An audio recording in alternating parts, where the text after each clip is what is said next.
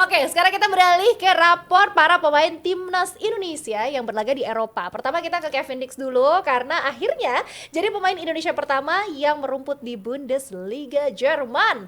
Bu Supri, bagaimana melihat Kevin Dix dan juga debutnya akhirnya bermain di Liga Jerman? Iya, walaupun bermain di menit ke-77 ya, ini kan menjadi sebuah kebanggaan bahwa Kevin Dix dengan berpindah di klub barunya di Mönchengladbach mampu bisa dimainkan, kemudian ini juga akan membantu kinerja dari Patrick Kluivert nanti karena sentuhan atmosfer, insting menguasai bola, kemudian juga menaikkan level fitness itu kan juga sangat membantu kinerja nanti ketika dipanggil untuk di round 4 ya. Iya, betul. Bung Erwin gimana melihat debut dari Kevin Dix kemarin?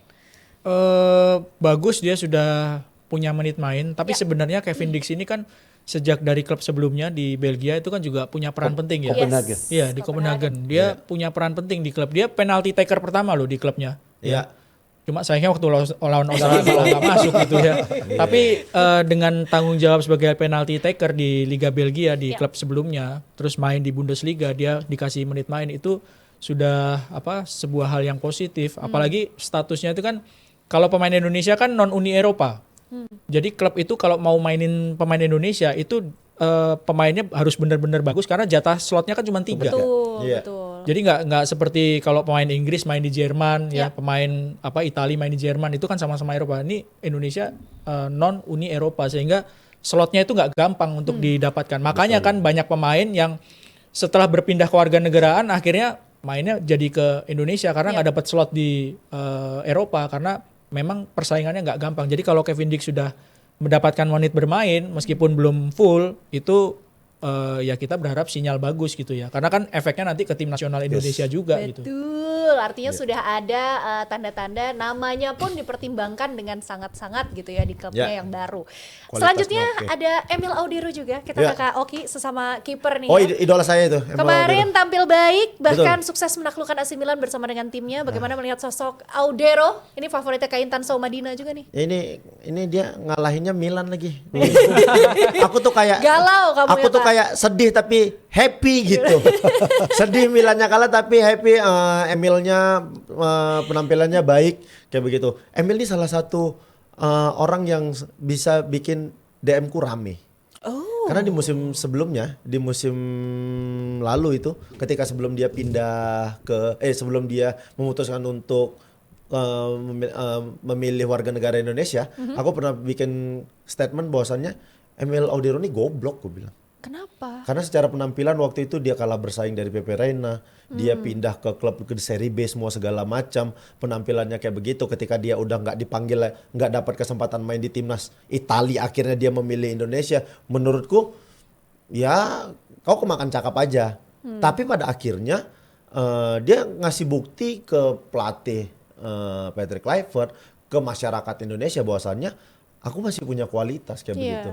Terbukti dia bisa balik lagi kan kemarin di Palermo tidak diperpanjang, di Como juga tidak diperpanjang, akhirnya dia pindah ke Cremonese. Di Cremonese dia dapat pilihan utama dan kemarin dia kasih lihat bahwasannya ya aku masih punya kualitas sebagai seorang penjaga gawang yang baik. Dan aku orang yang sangat fair, ketika ada pemain yang bagus ya kita harus bilang bahwasannya dia bagus. Kalau ada pemain yang penampilannya nggak bagus ya kita nggak bisa bilang ya walaupun dia main di Eropa, kalau dia mainnya nggak bagus, ya nggak bagus. Kan itu untuk sepak bola kita. Bener. Nah di sini susahnya adalah ketika kita kasih tahu ke mereka bahwasannya ini pemain nggak bagus, dibandingin ya yang ngomongin kiper cadangan ketiga. Ya nggak apple to apple dong. Harusnya kok ngebandingin dia itu ya sama kiper-kiper yang ada di sana. Itu dong kualitas dia itu dibandinginnya sama kiper-kiper yang di sana, bukan sama aku. Kalau sama aku ya jauh kali lah kualitasnya. Kayak begitu. Jujur banget ya. Ya iya, kita harus fair. Padahal sepak bola itu kan sekarang kan. Betul. Kan lampau. Bukan, iya makanya itu nggak bisa ngebandingin kayak begitu, nggak apple to apple. Kalau ngebandingin dia sama aku jelas jauh. Yang harus dibandingin adalah dia dengan kiper-kiper lain yang ada di Serie A. Terbukti musim lalu dia tidak bisa bersaing kan dengan kiper-kiper yang ada di Serie A. Berarti kan ada penurunan kualitas. Musim ini dia tunjukkan dia punya kualitas, dia balik lagi dia main ke Serie A. Ya kita happy dong. Kalau ada pemain yang kualitasnya jadi bagus lagi semua segala macam, kan ini untuk timnas kita. Setuju. Benar. Dianya benar. oke, yang nggak oke mulut bapaknya. Jadi gimana kalau menurut kalian Jamdim? Tolong tulis di kolom komentar ya. Iya, Kalian Emil setuju Audero sama kemarin statement ini bener-bener nggak? karena aku juga nonton kan Ya. lawan Milan. Emil Audero nunjukin kualitas dia sebagai seorang penjaga gawang yang aku sulit dibobol. Dia di syuting Modric, Betul. dia dikasih ada beberapa peluang Milan dia berhasil blok semua segala macam. Aku langsung waktu nonton itu kayak kualitas kau Emil, tapi kenapa kalah Milan gitu. Itulah definisi nonton jadinya setengah-setengah ya. Iya. Setengah ke sini, setengah ke sana. Ada satu nama lagi, Elkan Bagat yang kontraknya diperpanjang sama Ipswich Town, tapi sayangnya masih belum dapat kepercayaan dari pelatih timnas Indonesia. Bu Supri, bagaimana Ya. tanggapannya? Ya ini sebuah pencapaian yang sangat baik ya, Ya. untuk siapa? Elkan. Elkan Bagat. Elkan Ya. ya. Bisa diperpanjang, usianya masih muda 22 tahun. Walaupun sampai dengan kalau nggak salah 4 pekan ini masih belum mendapatkan menit bermain ya. Karena persaingan di lini tengah lini pertahanan dari Ipswich kan sangat ketat ya. Ya. Apalagi mereka masih punya O'Shea, pemain senior. Ya. Artinya kedewasaan, kematangan mentality dia yang memang harus dia siapkan untuk menunggu kapan dia harus bisa mendapatkan menit bermain. Bung Erwin, ada yang mau ditambahkan? Apapun yang terjadi di masa lalu, Loh, Masa lalu lagi aja deh. Elkan Bagot ini kan sebenarnya aset ya. Ya. Ya, true. Ini aset, dia bermain di Eropa, bermain di environment yang positif, yang Yap. bagus gitu ya. Usia Meskipun muda lagi. masih usia muda, karirnya masih panjang. Ya. Ya seharusnya tetap diberi kesempatan untuk bisa memperkuat Indonesia gitu. Apalagi dia kan sudah melepas kewarganegaraannya untuk menjadi warga negara Indonesia gitu. Benar. Dan secara kualitas kita semua pernah nonton Elkan itu bukan pemain yang buruk gitu ya. Betul. Jadi saya sih berharapnya tetap ada kesempatan yang dibuka untuk Elkan. Kesempatan Kalau kedua. boleh nambahin dikit, untuk seorang center back dengan kemampuan kaki kiri itu kan nggak gampang. Iya. Dan Elkan memiliki itu, apalagi juga memiliki postur yang sangat Posturnya tinggi. ideal. Dan untuk pos di sisi sebelah kiri stopper, Miss kan sebenarnya belum perform juga. Dan saya setuju dengan Bung Erwin, berilah kesempatan untuk Elkan kembali mengisi slot tim nasional nanti di round 4 gitu. Kak Oki, bagaimana? Aku nggak tahu apa yang terjadi di antara Elkan dengan pelatih-pelatih timnas yang sebelumnya Pelatih dan yang terdahulu. sekarang, yang terdahulu dan yang sekarang. Aku nggak tahu itu, tapi yang aku tahu Elkan adalah pemain yang punya kualitas. Yes. Kemarin dia juga, walaupun dia sekarang main di Ipswich U21 ya, Ya. kemarin dia baru main 90 menit dikasih kepercayaan, timnya menang kayak begitu, berarti kan dia emang punya kualitas, terbukti dia dikasih kontrak, pembaruan kontrak sampai 2028. Tidak mungkin tim sekelas Ipswich memperpanjang kontrak pemain sembarangan. Betul. Dia adalah salah satu tim profesional yang mungkin secara pemilihan pemain pasti sangat teliti. Aku nggak tahu apa yang terjadi antara Elkan dengan federasi atau dengan siapapun. Tapi harusnya ego itu harus ditinggalkan. Ya. Kita bawa aja, kita panggil aja. Masalah di luar sepak bola ya urusan kalian lah itu. Kalau udah di lapangan ya udah main aja di lapangan. Iya, Selesai iya, itu iya. mau nggak ngobrol, mau nggak urusan belakang itu. Kita butuh tenaganya untuk timnas kita, ya udah kita panggil. Kalau emang secara kualitas cocok untuk mengisi lini belakang timnas. Ya, mudah-mudahan bisa diselesaikan. Dinner cantik dulu lah. Datang Betul, Indonesia betul. dinner cantik. Siapa tahu ketemu jalan keluarnya ya. Betul. Oke, terakhir nih membahas timnas Indonesia menatap ronde keempat juga. Bagaimana tanggapan dari para pundit-pundit kita mengenai kans Indonesia sendiri dan juga persiapan dari timnas Indonesia secara keseluruhan. Kita ke Bung Supri dulu deh, dari yang paling dekat nih sama aku nih posisinya. Iya, ini kan fase yang bisa dikatakan fase krusial ya. Ya. Kemudian pemain-pemain kita juga ada yang sudah berkompetisi, sudah mendapatkan menit bermain. Ada juga pemain-pemain yang masih belum mendapatkan klub. Ya. Ini menjadikan sebuah tantangan, menjadikan PR untuk Patrick Kluivert, Ya. di mana dia harus mempersiapkan tim dengan berbagai situasi yang terjadi. Artinya di saat nanti uji coba FIFA Matchday batal dengan Kuwait tapi masih ada Lebanon, mudah-mudahan waktu itu bisa dimaksimalkan dengan baik. Artinya mereka juga harus bisa dipersiapkan tidak hanya memaksimalkan konsep strategi dan taktikalnya, tapi memilih pemain-pemain yang siap dan lebih bugar untuk di starting 11 nanti. Menghadapi negara-negara bisa dibilang Timur Tengah. Ya. Ini tentunya juga bukan sesuatu yang mudah ya Betul. kalau kita berkaca dari track record kita. Tapi bagaimana Bung Erwin menatap pertandingan yang akan datang untuk kelangsungan nasib skuad Garuda di jalur menuju ke Piala Dunia? Yang satu harus tetap optimis ya. Indonesia pernah menahan Arab Saudi di Arab, Ya. ya. Waktu itu unggul terlebih dahulu.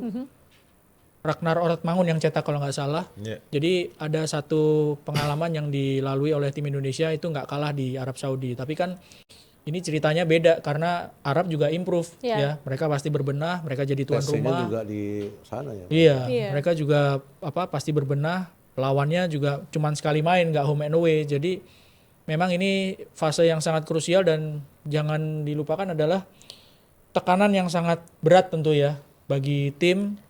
Harusnya bisa diubah untuk menjadi motivasi gitu. Karena harapan fans, oke, kita sadar bahwa Indonesia itu kalau dibandingkan dengan Arab Saudi yang langganan ke Piala Dunia itu memang rekornya jauh. Dengan Betul. Qatar pun juga nggak sebanyak mereka gitu ya pengalamannya dan harus bermain away di sana gitu. Tapi kan ada harapan juga bisa tampil dengan lebih bagus setelah berganti pelatih.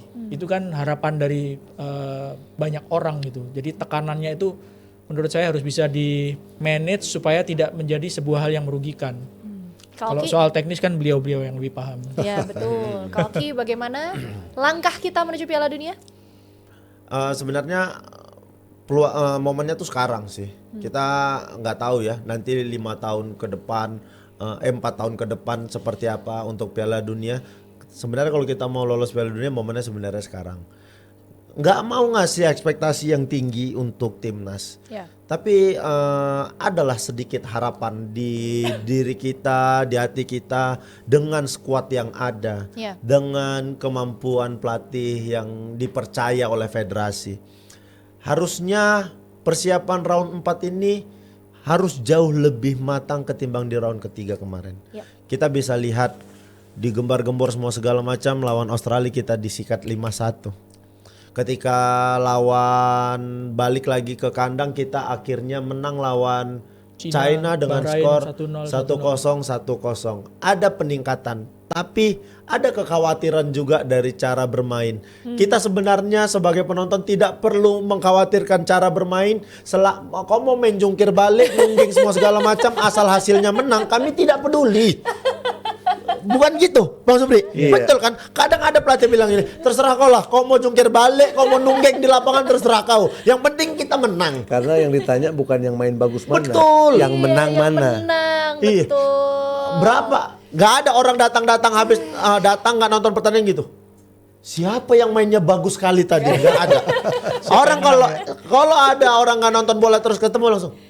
Berapa skornya? Siapa menang tadi? Langsung itu yang ditanya. Makanya persiapan ini kita serahkan semuanya sama pelatih. Kalian yang tahu, kalian udah baca gimana pemain kalian pilih bermain. Harusnya kalian sudah bisa mempersiapkan taktik dan strategi dengan baik. Kami tidak peduli. Tugas kami adalah nonton dan mendoakan. Tugas kalian adalah main yang bagus. Bonusnya menang. Udah itu aja sih dari Benar. aku. Karena Setuju sih. pemilihan starting 11 nanti itu sangat penting banget. Penting, betul. Jangan sampai nanti situasi ketika kalah di Cina ya. Iya. Itu kan Iya. juga sempat rame juga itu Iya. terkait pemilihan pemain di 11 Iya. Iya. Dan buat kita para supporter, tugas kita mendoakan saja, nggak usah. Ini nggak usah. Udah. Jangan ada intervensi Jangan ya. ada, kita harus malah makin tenang, kita makin dukung aja kayak begitu. Betul. Ini gini ya, kita support aja, dukung habis-habisan. Kita lihat saja kalau kalah, kalau gagal baru kita minta pertanggungjawaban federasi. Iya, sisa kita diam aja dulu santai. Nanti kalau gagal baru kita minta pertanggungjawabannya. Tapi aku setuju lucu banget tadi, bukannya menaruh ekspektasi yang tinggi, Ya. tapi harapan dan mimpi itu selalu ada dan hidup terus di hati Betul. setiap masyarakat Indonesia untuk melihat negara kita bisa berkompetisi di ajang Piala Dunia. Mudah-mudahan kita berharap sekali hal itu bisa terrealisasi ya JM Team ya. Ya, Terima ya. kasih banyak udah nonton episode DPI Dagri hari ini. Tepuk tangan dulu dong sekali lagi Weh. untuk para pemimpin kita, luar biasa sekali. Thank you, Aduh, thank you. aku deg-degan, lega juga akhirnya sampai di closing. Aku masih nervous loh. Bawain berita-berita lokal gini tuh deg-degannya lebih double loh. Udah pasti. Kamu nggak tahu aja. Tapi aku beruntung ada kamu Kak, karena pasti larinya ke kamu. Betul. Kamu nggak tahu aja. Minggu ini kita diserang sama fans ini, minggu depan kita disupport sama fans itu. Oke deh, kalau gitu terima kasih sekali lagi Bung Supri, Bung Sama-sama, Erwin dan juga Kak Konjita. Oki. Terima kasih. Sampai ketemu lagi di episode DPI Dagri selanjutnya. Aku Konjita Kralen pamit. Bye bye JM Team. Thank you so much for watching. Bye.